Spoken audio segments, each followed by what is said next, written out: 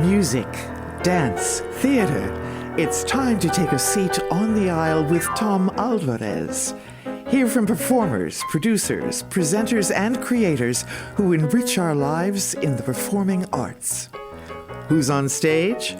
Here is Tom Alvarez to introduce you. Hello, and welcome to On the Aisle with me, Tom Alvarez. My guest on today's episode is Broadway Sam Arce, movie and theater producer, investor, and multi-million-dollar realtor.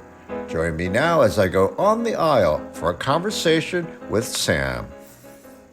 Welcome, Sam Arce, to my podcast. I'm delighted you're here. I mean, this took a long time to produce, didn't it? Well, it's been a while. And you know, thank you for saying my name correctly, because I'm so used to people butchering it. Oh, yeah. In fact, that's, people have asked me why, and we'll get into it, why people call me Broadway Sam, but it's because of my last name that people call me Broadway Sam, because they would butcher my last name. Arce, which is the way they say it in English, people would say acre. They would become instantly dyslexic. Or in London, which I'm there a lot, and we'll get into that, yeah. They would sometimes say arse. So it was easier for people to just know me as Broadway Sam. But I'll tell you that story. Well, before we start recording, I wanted to make sure that I pronounced your name correctly, because, yes, I get my name butchered, too. Yes. And I found out just in the last 2 minutes that you're Latino. Yes, I'm half Latino. Yes. Tell me what... So my grandparents are would be known as Puerto Rican, but actually my grandmother's father was born in Spain, and my grandfather's I think grandfather was born in Spain, but they were Caribbean, Puerto Rico. So yeah. So their roots are Spanish, and of right. course a lot of Puerto Ricans are, and yes, Puerto Ricans. yes, they're Puerto Ricans. Right, yes, right. So yes, but my grandmother had blonde hair and blue eyes, and in my family, as we always say, if you looked at the family tree, we're Blanco, Trigueña, to all the way to the other, and everything in between. Okay, and I am Latino, and I've had my name butchered over the years. Tom Alvarez. It should be Alvarez. But the right. Hoosiers pronounce Alvarez. Right. Yes. And they often put an E in there, and I just am. You just get used to it. I'm amused by it now, but you know what? Come on, people, get some education. It's not hard to roll your R's. Right. Arce. Arce or Arce. Right, yeah. In Spain, they don't. Yeah, because of the king back in the day. Sure. But in Puerto Rico, Arce. They roll the R's. It's Arce, and they also say there's parts of the regions where they don't pronounce. They say. Oh God! Well, we're not here for a Spanish you're not a Spanish class. lesson, right? Although, but you're known as Broadway Sam. Okay, so how did I started seeing you out and about when I was out reviewing, particularly Actors Theater of Indiana, sure. in Carmel, which has become. I love Carmel because I've been reviewing up there. The Actors Theater of Indiana, all the stuff at the Palladium. Sure. I got to know, that wonderful Osborne family, yes. Meg and her husband, son Scott.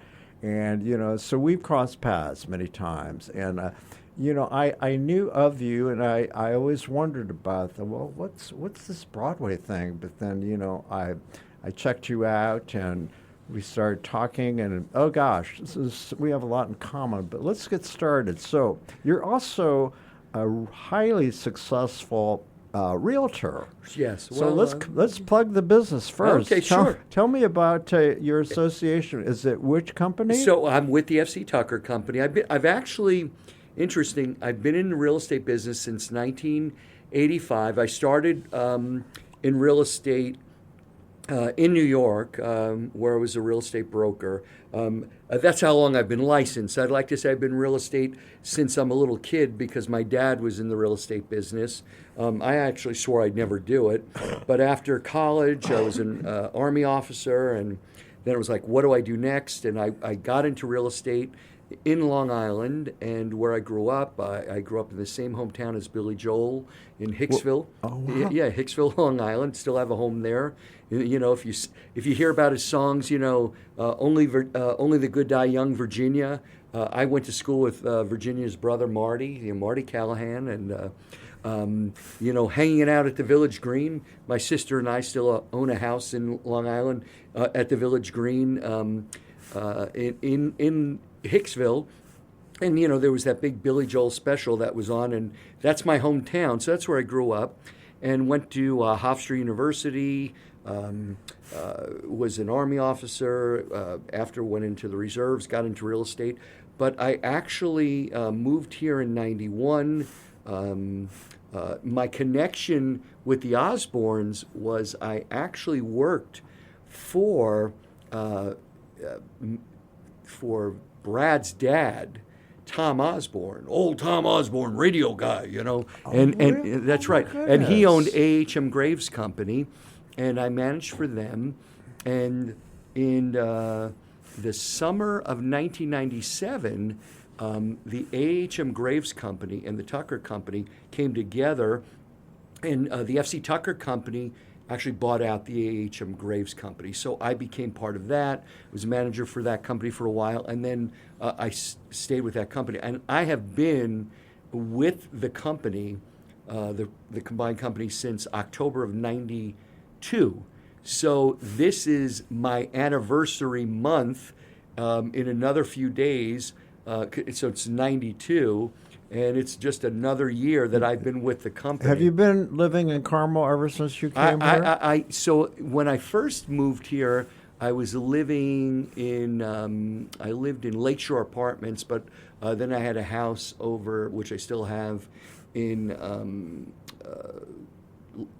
I owned in Lawrence. In Lawrence. And then, but then I've had a home in the Carmel area, and been in since first there was a first home in Westfield, Carmel, and then it's Carmel, and that's been since 98. You know, I love Carmel. So, well, yeah. Listen, we all know about the story of Carmel. I, you know, when I travel around there now, I'm still totally in awe of what Brainerd came out of that vision of his, and to see the growth, and it continues. Every time I go out there, some lot is filled in with some skyscraper, condo, whatever. That's true. Interesting enough, when I first moved here in 1991, if you go down 116th Street, I called it Millionaire Row at the time, when the early mansions, you know, there wasn't that development in West Carmel, and East Carmel didn't look like it did, and where I lived, you know, just the development that came, and downtown Carmel didn't look anything like it. Oh my God! And it just evolved. Talk about if they build it. If we build it, they'll come. If they build it, we will come. He created this mecca, and it just came. You know, I'll be. This is just my opinion. I'm a purist, and I love the real stuff. You know, and I thought, wow. Well, this is a beautiful replication of great historic architecture, but I was like, come off your high horse. This is really well done. It really is. Well, quite when well the done. downtown evolved, you know, at first, when you saw the original, you know, City Hall and the police station, the fire station, it was like, wow, it's a city of brick. Yeah. And then it just kept evolving. When the Palladium and, you know, the performing arts, and where the studio theater is, where ATI is, where Actors Theater of Indiana, the Civic, the Booth Tarkington, all that just evolved. And, you know, as I say, the Palladium is our Carnegie Hall. Oh, yes. The Booth Tarkington, the studio theater. You know, for us, Actors Theater of Indiana, it's Broadway in your backyard. Absolutely. You'll hear me say that often. You know, the arts was a very, very big thing for, at the time, for Mayor Brainerd. And I think it's a big part of our community, and it's a big part of, you know, my give back and why. So I got into real estate, and you know, Indiana itself had so much growth. It was so different from what I was accustomed to in Long Island and Queens. I had what I was doing, and the growth was just so incredible, new construction, and I got to see it grow, and I grew with it. And so my career blossomed. I've had a really a great career being part of the F.C. Tucker Company. I have a great partner, Greg Geller, who's my partner. We do residential and commercial, and I really love mentoring. Well, it says here you're a multi-million-dollar producer, over $450 million in lifetime sales. Yeah, That's I've had some pretty success. terrific. Yeah. So are you a workaholic? There was a time there that it did consume me a little bit more, and that's where theater and my involvement in theater, Broadway, the West End, really did help. But and of course, my kids and my grandkids. You have to have some balance. Sure. Of course. Real estate is a relationship business. Well, I was just going to say that. Obviously, you've got this great personality, and you like people. It's clear. It is. I taught at the Tucker School of Real Estate from '07 till late in '23, and first night of real estate school, I used to always ask all the new students. I had about 2,000 people out there that graduated, and so many of them very successful. I call them Sam's kids. That's the hashtag. And I've had so many successful students, and a shout out to all those people that I've gotten the opportunity to mentor over the years. And I would ask them the first night, how many people like looking at houses? And of course, everybody raised their hands because everyone likes looking at houses. And I'd say, okay, how many like people? And I'd say, all the ones that like looking at houses, and I would jokingly say, get out. And they'd say, what? I'd say, if that's what you're here for, stay home. You could be on the internet all day swiping back and forth. It's like, it's like Match and Tinder, We're in the people business. It's a relationship business. And it's the same thing in theater. It's relationship. Sure. And that's the fun of it. I came here, I didn't know very many people, and I built relationships over the years. And again, being an outsider, someone not from Indiana, I had to build relationships. And I bet that Long Island accent was much thicker back in the day.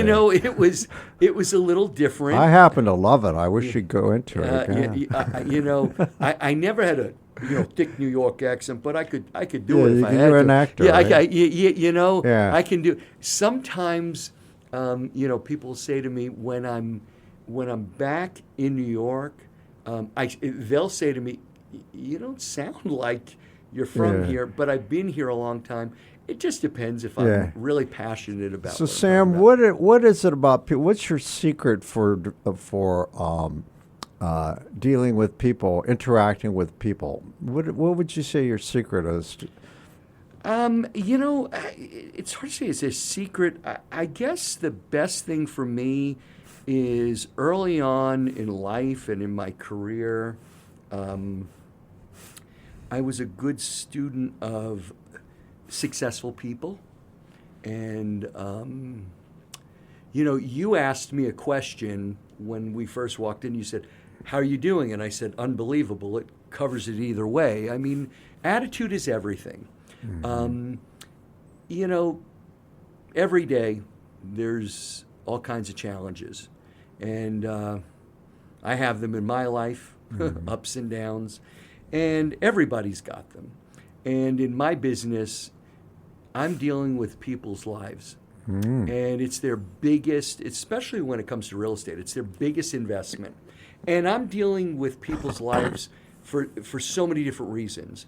I've just helped clients that they were moving from, I helped them move to Indianapolis. They had owned a home in Broad Ripple.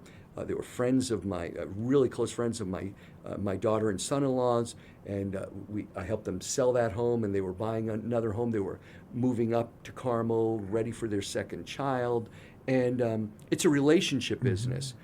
I found early on is there are people that put money first, and I learned early on that that's not the case. Put people first, money second. If you do that, you'll actually enjoy the business more, and you'll be rewarded. You know, more. you have to know a bit about psychology. It's- It's a very intimate exercise. You know, they Absolutely. say when you're dealing with people and their money or whatever, that, you know, it can get tricky. You know, you really have to be sensitive. Yeah, and people like that, empty nesters, it's traumatic when people. It's a change. And when people downsize, It's a change. And when they go from one income to a higher one, and they get, I mean, you know, on some level, that's you're a witness to like life. You know, you're part-time. You know, real estate is more than just helping people find homes.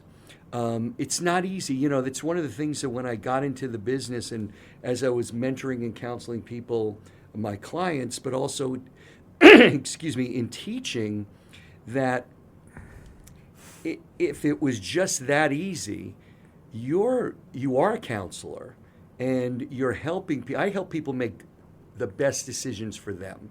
They make life decisions. Yeah, that's right. you. My tagline is, and since I've especially got into theater, is I take the drama out of real estate because it can be very dramatic for people. It is life changing. And I bet you form lifelong relationships with these people long after you've done business I have with many, them. many clients that it's been 20, 30 years. I've helped them, their kids, and now in some cases their grandchildren. That's so cool. Which is fun. It's fun. Yeah. And, you don't necessarily have it win it all or whatever, but it's building relationships over the years. And that's part of it. And, as my time has morphed on, again, being in the business now in my 41st year, I'm looking at it a little bit differently. I'm at this point in my life, most of my business and a good part of it is referral. It's past client based, but I still work hard at building those new relationships and doing what I have to do. So, this is kind of a nerdy interest of mine, but I love, like for instance, I've been in broadcasting a long time. I've seen a continuum of how the technology has changed. Yes. I started at 16 millimeter film, and now we're on a podcast. I mean, come on. And then I think about, like in your business, how architecture has changed. In the old days, from the 50s, 60s, when we grew up, you're in that generation, to now, the features that, when did the marble stop? And now what's next, And those kind of things, architecture interests me. Well, it's interesting because Design. Yes, sometimes old is new. Sometimes it's retro. I mean, over the years, when you think you've seen it all, you're not. When I stop learning, I'm going to retire. Yeah. There was a woman years ago that I learned from, and she said something to me that was, it goes back, but she said, when I stopped, she was in her 80s and she's reading and learning. She said, when I stop learning, I'll retire. I said, that's so smart. And I think in my business, we're constantly, Jim Litton, the one of the original three owners since I've been with the company, and our company has morphed, and Jim is leads our company, and one of the things that I love about Jim is he's always said this: if you stop learning, you stop growing. Sure. And look, life will you'll either learn a lesson or you'll be taught a lesson. I'd rather learn it than be taught, because you then get taught the hard way. Yeah. And it's the same thing that I've been taught a few lessons in life, and it's as you grow older, I'm now in my 60s. I'm 63, and got a 35-year-old daughter who's a doctor. She's an amazing young woman, a mom of two, great husband, lives in Carmel. She went to Carmel High School. What's her name? Michelle. And Dr. Michelle and her husband Waleed, and they have two beautiful children, my grandkids, Dean and Izzy. Izzy's going to be one here in a few weeks, and Dean will be Do you 3. spoil them rotten? You know what? I wouldn't. I do, but they deserve it. And Yeah. then my son Sammy, who'll be 20 the day after Izzy's. Well, yeah, their birthdays are so close, and he's going to be 20, and he's in school, and What's he want to do with his life? his main focus is in science and chemistry. And Interesting. yeah, he's a good kid. Yeah, he's kind of working through what he wants to do. Sure. But it's the thing that I've learned in life. I'm in awe, like especially as my daughter was so smart in sciences and doing it. And then my son starts talking to me. He had some really heavy duty tests last week, and he was stressing, but he was talking to me about it. And I was having some PTSD of back of high school chemistry, because when I went to college, I didn't study that. That wasn't my background. And it was pretty amazing to listen to him and what he was passionate about. But when they follow their passion, what they love, it's so neat to see that. And that's where it's important for me to was helping my daughter to reach, help her and reach her goals. And that's what I want to do with my son. And they're all individuals and have what they want to do. I'm sure they have watched you carefully over the years and taken a page or two from your playbook. You know what? I have throughout my life, and I want to give a shout out, and I think you'll identify with this quick story. When I came to Indianapolis, I knew no one. Yep. No one. I was working at Channel 6. I had no money. I had no car. I didn't know anybody. I was lonely, isolated. Here I had this great job with this TV station, but, I was an unknown. So I met this young woman at a party, and she happened to be a real estate agent. And her mother was a pioneer. Her name was Butch. She may have been before your time, but she was really a pioneer as a female real estate agent, and she was quite good. And anyway, her daughter followed in her footsteps. And anyway, we met at this party, and she took me under her wing. And she introduced me to people all over Indianapolis because she went to high school here. She's from her family was really well known. And I just never forgot that. What I realized is that, real estate people are natural born networkers. That's exactly you hit the nail on the head. Networking. So she gave me my footing, introduced me to all, and she was very intentional. She knew who I needed to meet. Yes. And a lot of them were the arts, and that's where it started. And it's so interesting that I've had great friendships with real estate folks in your business over my career for that very reason, because they know everybody. Yep. And I'm always in the process of looking for artists, or, when I'm, in my producing business, donors and supporters. Sure. And, they're all, many people in the real estate business are also big patrons of the arts. That's true. And it's interesting. It's true. And, it's interesting you say that. It was a very, very dear friend of mine that got me really, I was doing, well. And in the 90s, it's about 1994, 95, her name was Pam Hickman. She owns Patora Fine Jewelers. With Tony Frigi, but at the time it was called International Diamond and Gold, and I went in there at one point to fix some jewelry, and at the time I was dating my then, before I got married, and I went in to buy earrings, and she went in and she, and I saw Pam and asked Pam some questions, and Pam said to me, "What do you do? Real estate?" And she invited me to her BNI group, Business Network International, which was big in networking then. And she invited me to that group. We met. I met the group. I was in that group for over 25 plus years. Probably the longest realtor in any BNI group ever. And, I would say, here's what I learned. Give more than you get. It's not network. It's not net sit, net eat, it's net work, and you give. It's a giver's gain. So I've always learned that true networkers are connectors. And I love putting people together, absolutely, don't you? Absolutely. I'm not. Don't you see them go off and form their own relationships? Exactly. And I continue to this day. I have people that I'm involved with in any way I can connect people or help people. It's if you give, you get. I believe it's an art form. It is. And the it's rewards fun. are great. It's fun. And if you get nothing more but the pleasure of helping people connect.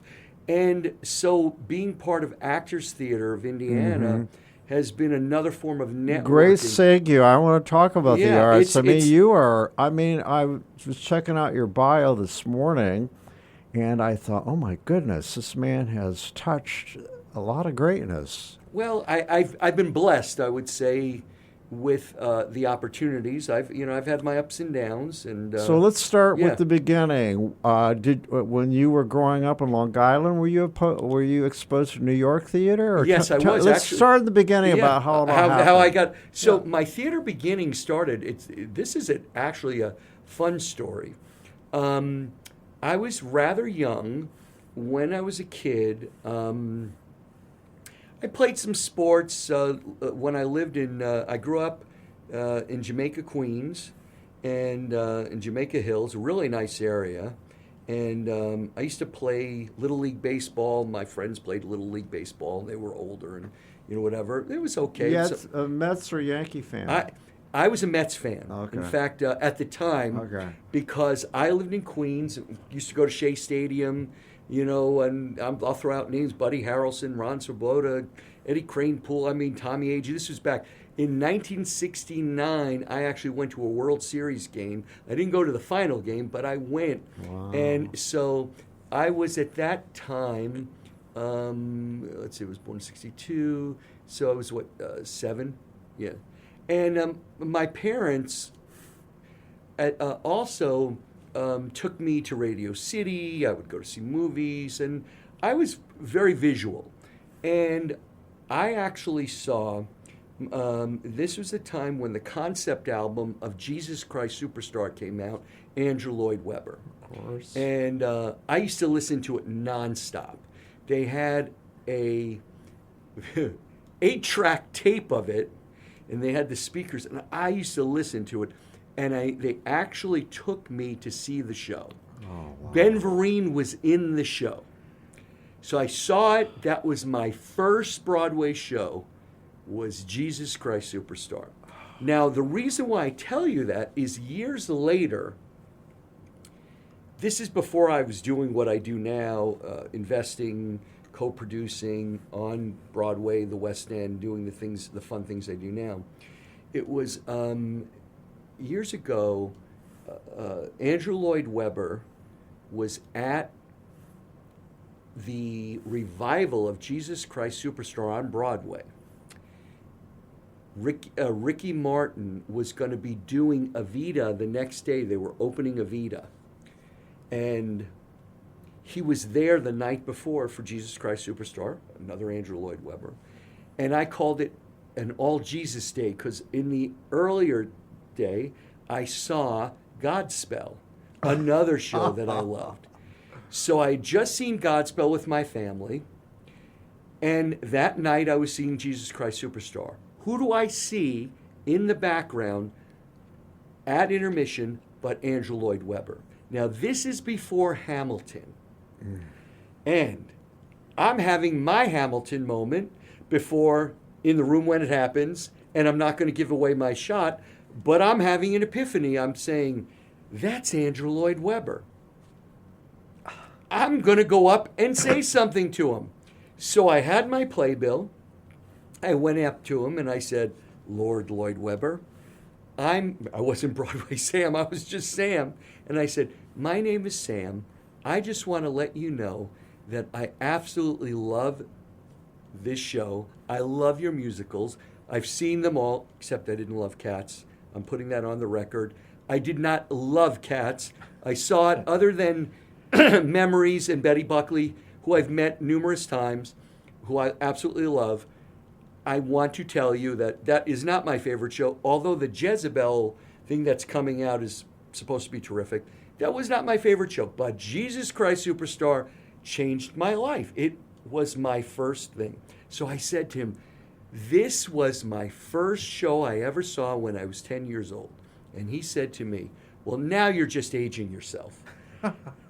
He chuckled, laughed. He signed my playbill, and I walked away, and that was my moment. Oh, wow. Now, I have met a lot of celebrities over the years, but for someone that loves Broadway, that's the OG. That's really good.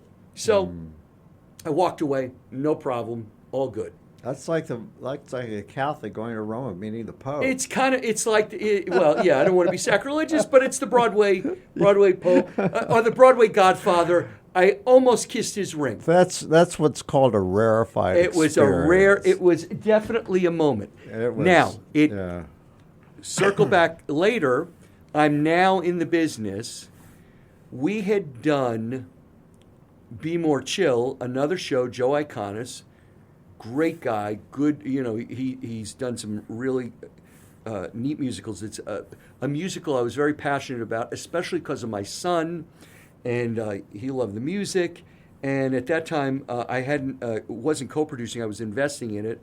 But long story short, we had done it on Broadway, and then we did it at the Other Palace. It was a theater that Lloyd Webber had owned. He no longer owns it, in London. I was just there 2 weeks ago, and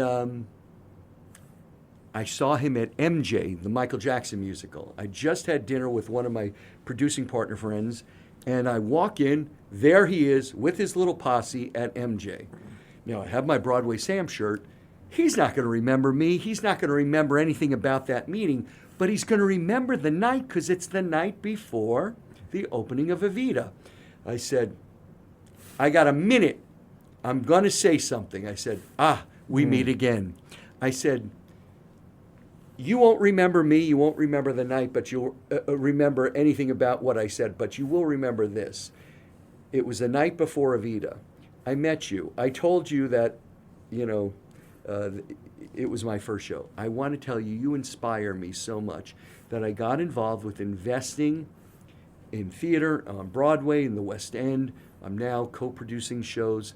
Thank you for everything you do for theater. I truly appreciate for everything you do and for inspiring me. With that, I walked away and boom, that was it. Walked away. I mean, what did I have? A minute and a half. During intermission, I'm walking one way. He's probably coming out of the bathroom, whatever, and he gives me a thumbs up, and that's it. That's it. They're just people. Yeah. You know what I love about that story, about what you're telling me, is that we have this in common. You believe in seizing the moment. Absolutely. And being fearless about it. Absolutely. Knowing that this is my only chance. So why be shy? I mean, just get out there. What did he say in Hamilton? Yeah. I'm not giving away my shot. Exactly. And so when I heard that, so you asked me how did I get my start. So I was in a little production in PS 117 in Queens, and it was based on The Sound of Music, but I was playing this, I don't know, she named me Tangy, and I was, instead of saying The Hills Were Alive, it was The Dunes Were Alive, and I put my little elbow on the piano and I sang this song, and I was bit by the bug. I lived in Miami from the time I was 10 to 15, and I did theater, in junior high school, and I learned, what I was doing. And then I moved back to New York, to Long Island, and I was in Hicksville. Now, everybody else grew up in Long Island, in Hicksville. I didn't. Mm-hmm. To this day, so many of my friends that I graduated high school said, what elementary school did you go to? They just assumed I went in 10th grade. I had to make it starting in 10th grade, and by the time I left, I was the editor of the school newspaper, vice president of the school. These are public schools? Public school. Okay. Hicksville High School, and the vice president of the Thespian Society. I had done everything I could. What's your religious heritage? So I was brought up Catholic, and then when I came here, Christian.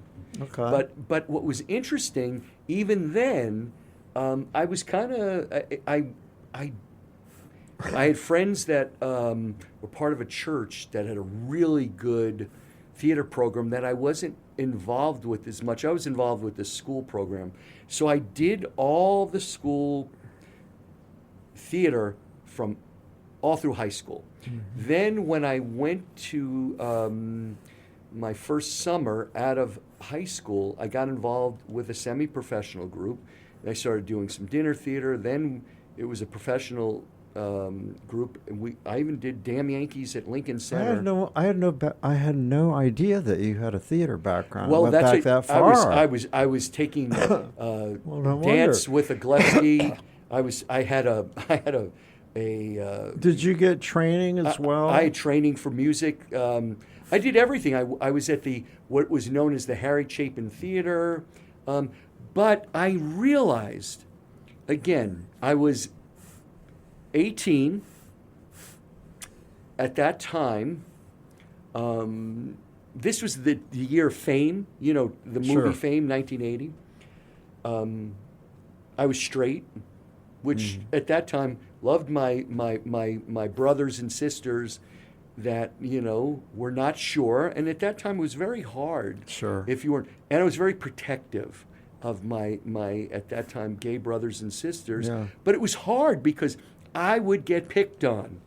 They would assume because Interesting. I was at football players, whatever, and I was a big guy. I was kind of strong. Oh, and yeah. I got picked on and whatever, but it was okay. I didn't mind. I dealt with it. Well, see, one more thing we have in common. I studied theater, and I came out in college. It was my theater people who accepted me right from the beginning. I'll never forget. They all had my back. And that's exactly. So I always had my brothers and sisters back, but I got the picking on. And but it was okay. So I knew. So when I was in college, the tough part was I grew up kind of middle class-ish or a little lower middle class, working middle class. Sure.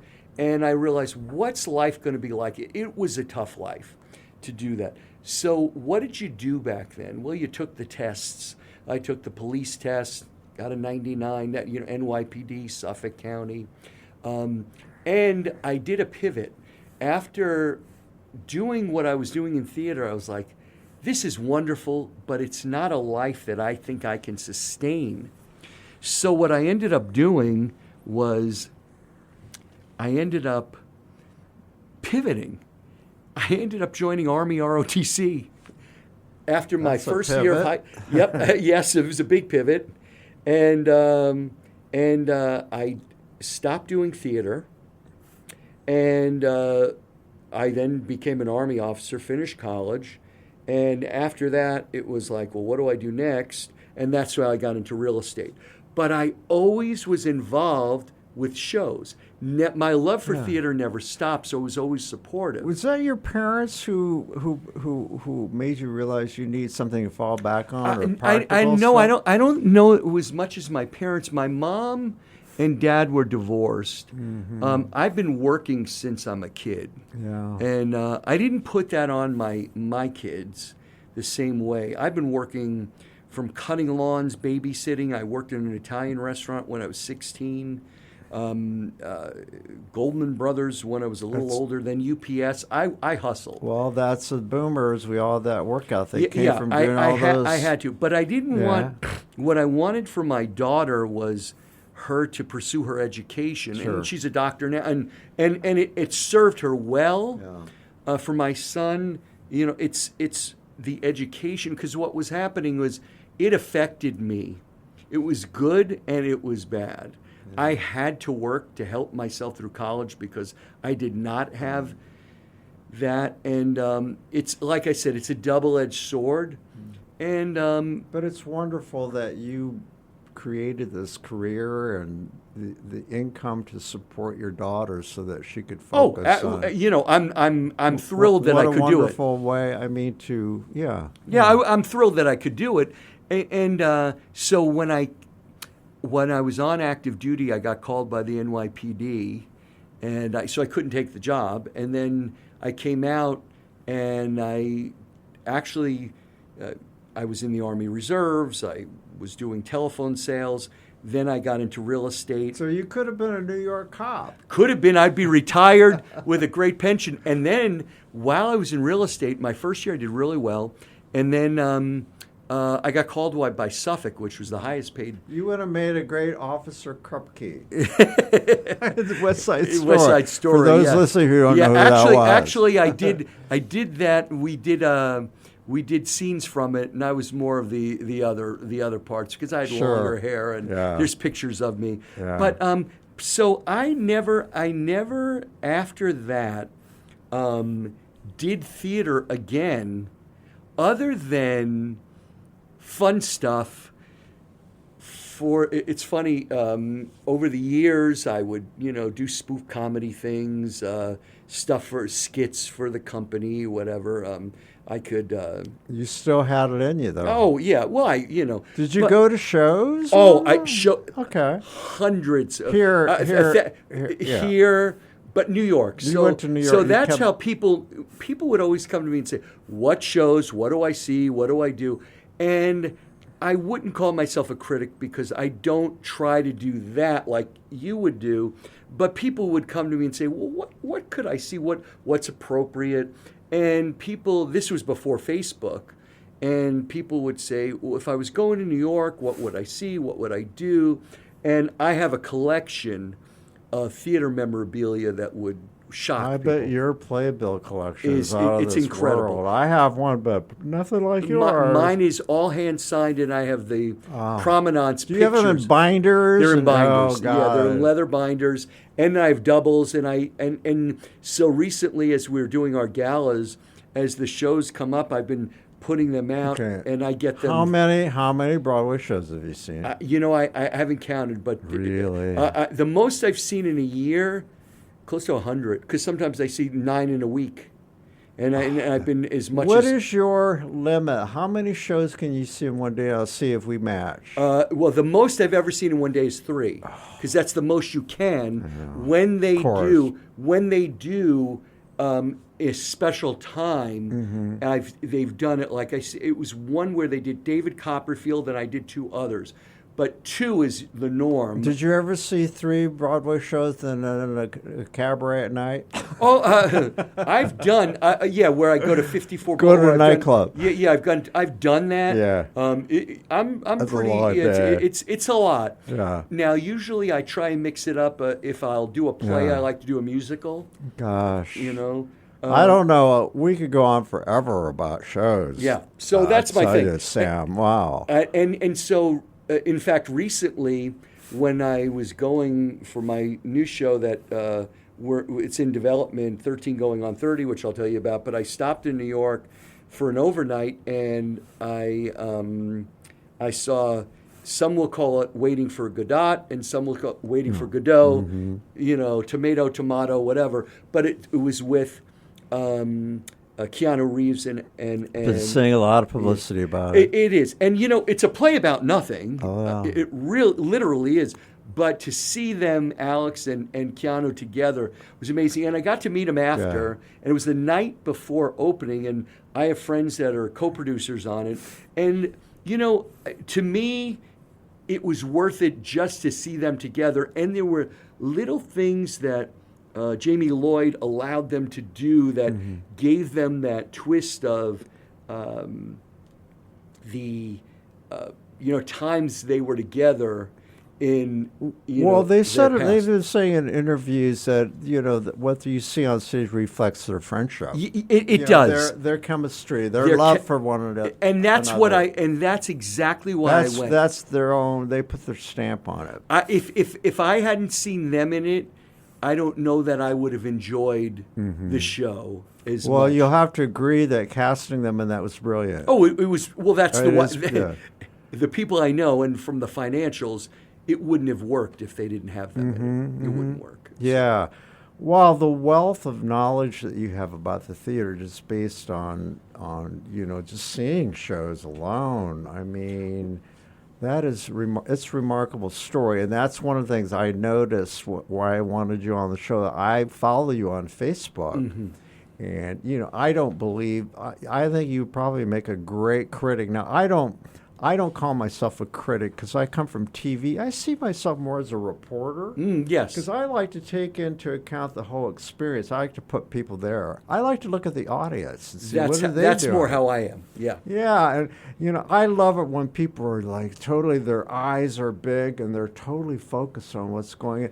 And that's when it's working up there. When there's not someone on their phone, which let's not get into that. Oh, yes. Oh, it drives me crazy. Me too. It's just like people are out of control. But anyway, so I'm sure your powers of observation over the years, and you knew enough about. Do you take into account the technical aspect a lot, lighting, and all that? They say that if you notice all that, then you're not really into the show. That's not true. I can multitask. Can you? I do. So I'm very visual, Yeah. and in fact, so one of the things. So let me share how I got to where I am now. Yeah. So as time went on, I've always said I wanted to give back, and how could I do that? And I started going to Broadway Con, like they had all these cons, Comic-Con, all these cons, and they had a Broadway Con. I said, well, let me go to that.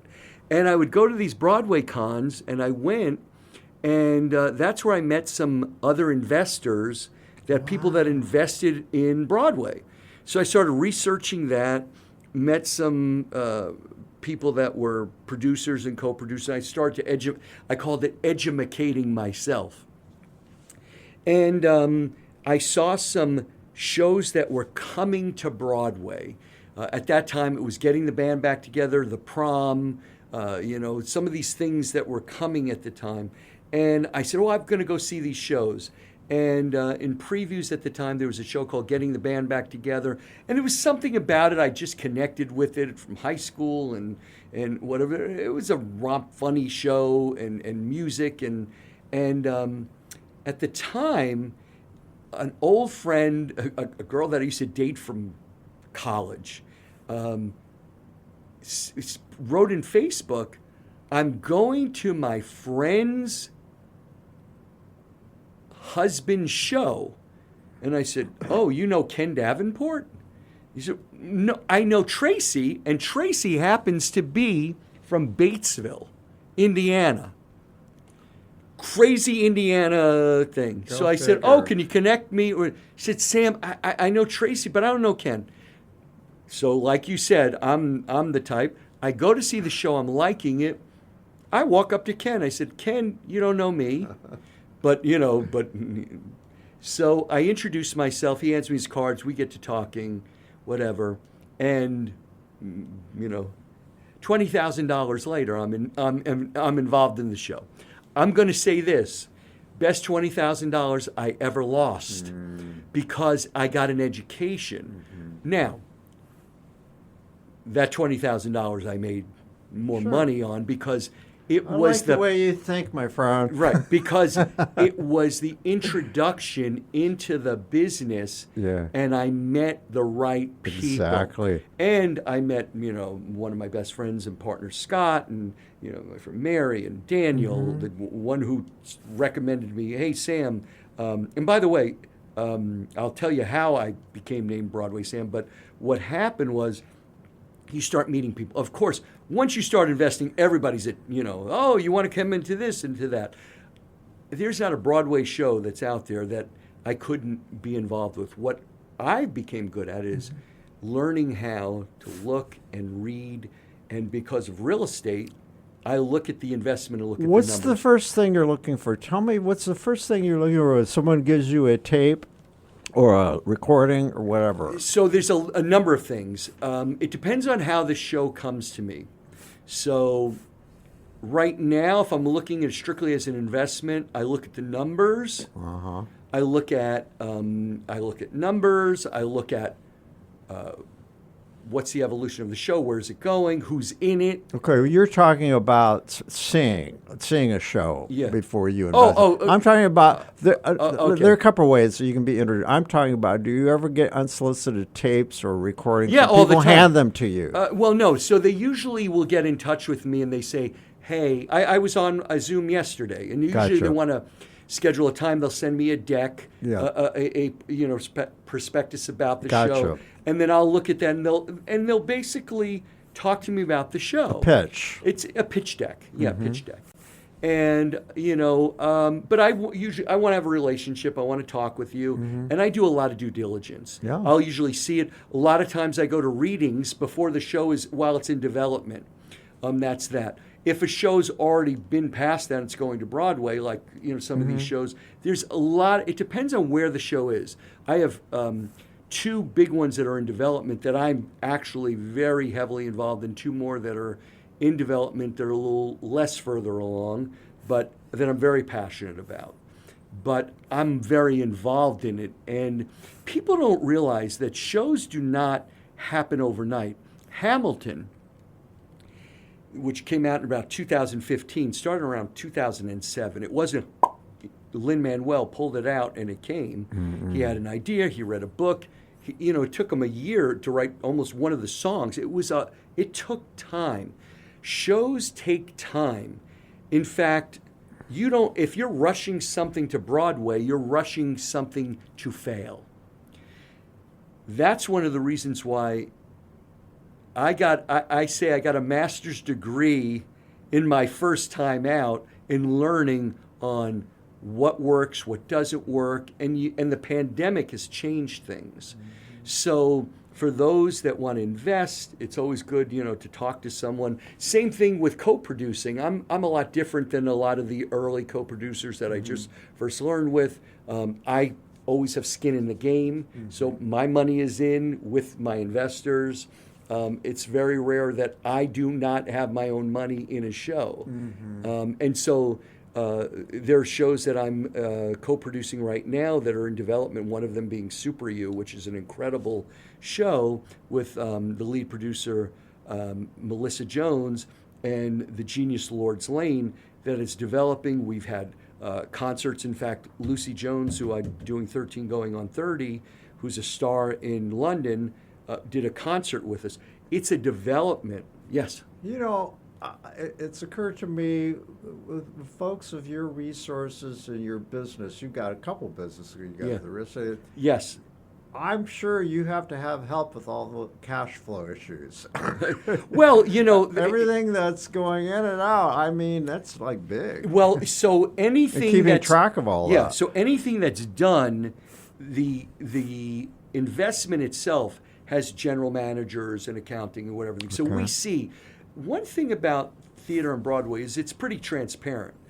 Every show that's on Broadway right now, I get the numbers every week. Okay. I know what the show's making every week, whether I'm involved or not. So I know how a show's doing and what's happening on a show every week. Well, I've often wondered about how much hands-on involvement do you have? Do you have any hand, for instance, if you're seeing that the numbers are not where you want to be, do you do you have a hand in making a recommendation or talking to the marketing people, for instance? That's a great question. So it depends on the shows that I'm a little more heavily involved, especially on the ones that I'm co-producing and I have a little bigger involvement, probably more, but some of them we make recommendations as co-producers, and some you do, and some not as much. So, do you think in the level of theater that you're in? I'm in local production, but so we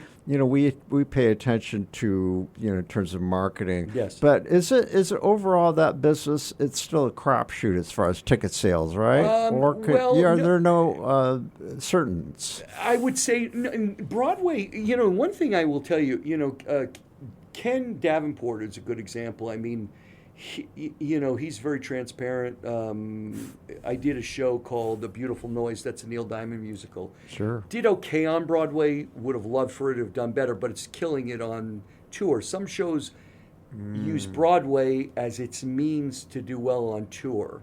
So And that's where the money is Which made. begs another question. A lot of the Broadway tours that come through, have you had a hand in any of those? Or lots of them? Many of them? It depends on the Yeah. show. So I am starting now because it depends on a lot of the things that I've been involved with now, because like I said, it started in 18, that I have in development are just starting to come about. Wow. So as time goes on, I will. So like A Beautiful Noise, that's touring, and that's already recouped. Its North American tour recouped and it's in profit. It's already going to Australia. It's going to go to London. That's going to do really, really well. That's the Neil Diamond musical itself. Yeah. See, that was made for that kind of. It's a show that made for it.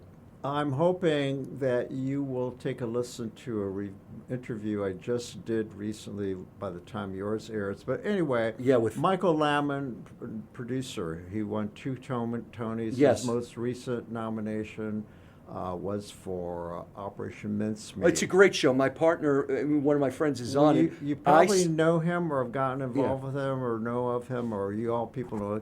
But I asked him that question. I want to get back to that just for a second. I asked him, because he's a musician, I said, so I'm curious from an artistic point of view, when you get to that part, you listen to the music or the book or whatever. I said, what do you look for first? He says, well, I like the music. It's the music good. If it's a musical, it's everything, yes. See for me, so I'll give you an example, like 13 Going on 30, we're recording music on it.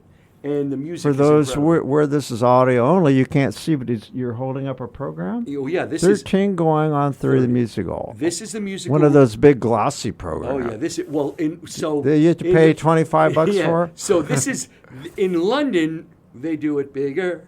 They're going bigger. So they don't do playbills. They do programs. And I mean, glossy. It's beautiful. It's like a yearbook. This is a whole other subject, but I'm really fascinated about the graphic design for each show. Yeah, that's Lucy Jones. She's my friend, and Andy Finkman, the director, friend of mine. He did Heathers. Do you have a hand in branding those things? I'm just talking about graphic design. So no, we do not. Okay. But there's a whole marketing team that does that. Yeah. So one of the things that let's kind of differentiate Correct. Who does what in Gotcha. this. So since you're asking that question, okay. So a lead producer obviously is at the helm. They're the captain of the ship. They run the show. They're going to hire general managers. Those run the books. There's going to be a marketing team. So when a show is on Broadway, you're going to have a marketing team. You're going to have a general manager to take care of the day-to-day operations and the lead producer. The co-producers are helping the lead producer fund this. Find the investors. Exactly. And in Broadway, shows can fund anywhere from, 15 million all the way up to 25, and that's the tough part. When the shows get up to those higher numbers, is recoupment, and that's one of the reasons why if you're going to do this, you need to be with someone that really understands.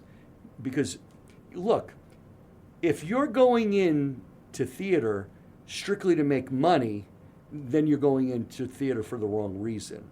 It's more than just making money. You have to have a passion and love for theater. I do it to support the arts. Here's the thing. They say you don't make a living, you can make a killing. I mean, obviously, if you were in Hamilton and a person put $25,000 in Hamilton, the original thing, they probably made their money back 20 times. And then if they went on all the tours and everything, if you were in Wicked, if you were in some of these shows, but then there are other shows that they didn't recoup their money back. But not everybody goes in with that in mind. They went in because of the love for the show. They were very passionate about what they were getting involved in. I look at first, do I want to be involved with the show? So like Super U is more than just a show to me. It has a message. It's a cause. There's a foundation on it. Lord's Lane, who's written it, is kind of like Lynn. She's going to be involved in it, personally in it, and she's a Harvard graduate, Mensa, brilliant mind, and the music is incredible. It's on Spotify. We have our concept album, so the music is incredible, and it has a message, and it's a story that encourages, inspires, motivates, and heals. I wanted to be part of that, and that's Super You. I'm in another one, Mandela. When I was involved with Discovering Broadway with Joel Kirk, that we had. You're no longer involved in Discovering. I was going to talk to you at length about that. Yeah, well, no, I'm not. I was on that board, but then I joined this board. My time with that board ended, and then I joined this one. But I am involved in Joel's show, where I'm one of his co-producers of Hamlet Pop Musical. So the point is that I have been involved in helping people get their shows going. And for people who don't know who Joel Kirk is, just briefly, let's give him a shout out in Discovering Broadway. So Discovering Broadway, when Joel, that was back around 1819. Joel is an Indianapolis native, also based in New York, correct? Yep. Okay. And so he wanted a program where he could help people that were developing shows in New York come and do readings and things here. Which is done in New York all the time, and so we're doing a show that he is developing called Hamlet Pop Musical, and me and my partners were his first co-producers and raised money for his show. So I was one of the first ones to do that.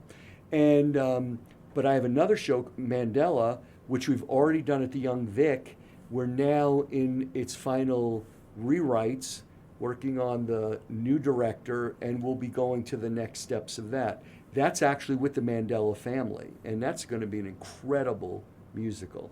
So I'm passionate about what those things are. So to me, it's more than just money, it's a cause. So I have those. But then there's some that are strictly investments. And then I have shows outside of Broadway in the West End. Like I did, my partner Scott and I did Criss Angel in Vegas. That was purely, it was fun. It was a great money maker. We made 100% of our money back, and we're probably at a 90% profit for doing that. But that was, just a fun thing to do. Yeah. We're running short on time, Sure. but I need to know, we could do another show. Will you come back? Sure. Absolutely. So here's the thing. You have to tell me what Broadway Sam and what's with the shirt. Okay, so Broadway Sam. So how did that happen? It's actually, the shout out goes to an old Army buddy, fraternity brother that's older than me. His name is Paul Farinella, Colonel retired Paul Farinella. He was a science teacher in Long Island. And over the years, he used to see me coming to New York all the time to see shows. And he would say, there goes Broadway Sam, coming to support Broadway. So one of my producing partners, who's in theater marketing, he's on the Hamilton team of marketing, whatever. He said, Sam, you should go with that. People butcher your name. So I did. My kids made me a jacket.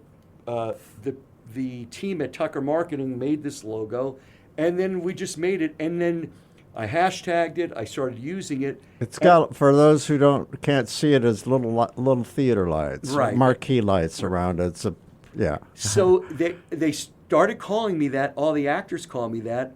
In fact, quick story and true story, I was at the show Ain't Too Proud, and I'm talking to another co-producer, and all of a sudden a hand comes back, and he says, "Hey, Sam, Tony." It was Tony Orlando. Oh, wow. We exchanged numbers, became friends. We're friends to this day. I love him. He's like my uncle brother, Pops, I call him. He's like Criss Angel's godfather, and he introduced me to Bucky Hurd and Bill Medley of the Righteous Brothers, who are also my friends. I love They're that. just people. Sure. And they're the sweetest people in the world. Sure. And I've met so many people, but it's easy for people to remember. They just remember Broadway and Sam. You know, I said earlier that you've been in the company of greatness, and that's the way I look at it. That's why I love what I do. But also, I'm close to fame and fortune, which has always fascinated me, how that impacts people,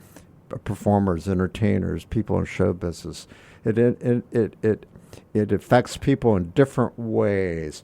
What has been sort of your observations regarding fame and fortune? I know that's pretty broad. Yeah. But it has its blessings and it has its curses, both of them. For me personally, or being around people? Around people. You've seen how it's affected them. I have. You know, the people you're just talking about, the humble ones. You know what? It's great. Tony called. You know, I never thought he called me the next day. We were on the phone for 2 hours. I have to tell you, most amazing man, and he has a musical brewing called Rooftop Dreams about his life, and it's an amazing story to hear his story and his beginnings and how he and the people he knew, and from his show 30 million people watching on I think he was on CBS at the time, the Tony Orlando and Dawn show. There you go. And sitting in a hotel room talking to Bill Medley, who sang Unchained Medley up in near Amish country in northern Indiana. I took my Tesla on a road trip for the first time, and with Bill and Bucky. And then when I turned 60, Bucky and Bill invited me to Graceland, and we went, and they were singing there and going on a tour.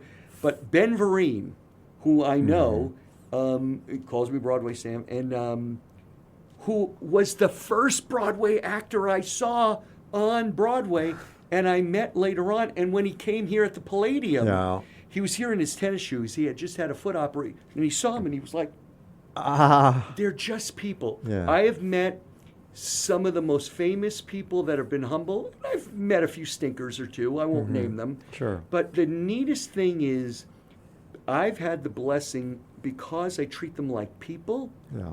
And because I go to so many parties, Bryan Cranston, I was at his show. I was at Network, and I went to the opening preview night. I was actually on stage, part of the show. I'm eating at the bar as they're doing their thing. The gun didn't go off. I yelled bang. Yeah. You know, there's fun things. It's a fun time. You know why I think that you have all those friendships and connections? Because I could tell. I don't like small talk, and most people I know who are performers hate it because they're constantly having to do it with fans and all that. And so they probably love you because you ask the right questions, or they know that you know what you're talking about. So that you get right to the heart of the matter, and I also know how to exit. Well, that's that New York thing that you have. I love that. I love the directness. You know, let's cut to the chase. You know, without pussyfooting. Oh, we have fun. We have fun. Yeah, I love that too. You know, this has been an absolute delight. I mean, truly, I knew that you would be just a wealth of things that, your passion really comes out. I like to watch people when I'm at the theater because, I'm in the theater 2 or 3 times a week. And I'm in the lobbies a lot. And I sit in the theater and I like to look around and see how people are interacting. And whenever I see you in the theater, you're always interacting with people. I could tell that you're sort of a beloved figure. Did you know that? Oh, I appreciate that. Yeah, but it's true. It's true. And so I'm really thrilled that you spent some time with me and I get to hear your story. And so look forward to seeing your work. You know, I get to Broadway not as much as you do. But then, of course, being here covering the arts, a lot of stuff comes through us, the Palladium. Do you think that I believe, and I'm trying to shine a spotlight on through this show and talking to performers who've been here, that Indianapolis is really an entertainment hub now. Do you believe that? I believe that we have. It's one of the reasons why, and come to our podcast at lunch break. In Carmel, where we're doing, we have Young Frankenstein opening the 24th. Gregory Hancock has things. You're doing this amazing piece. with this Latino cabaret. We're Broadway in your backyard. We have, and that's one of the reasons why I wanted to be involved with Actors Theater of Indiana. We're doing Young Frankenstein. We're going to be doing Lucky Stiff, which, little scoop, I'm going to be the Stiff, so you come see me. Okay. I am coming out of retirement. Oh, wow. You heard it here, folks. Right. We have so much wealth of arts here. And to me, life without the arts, we are sports.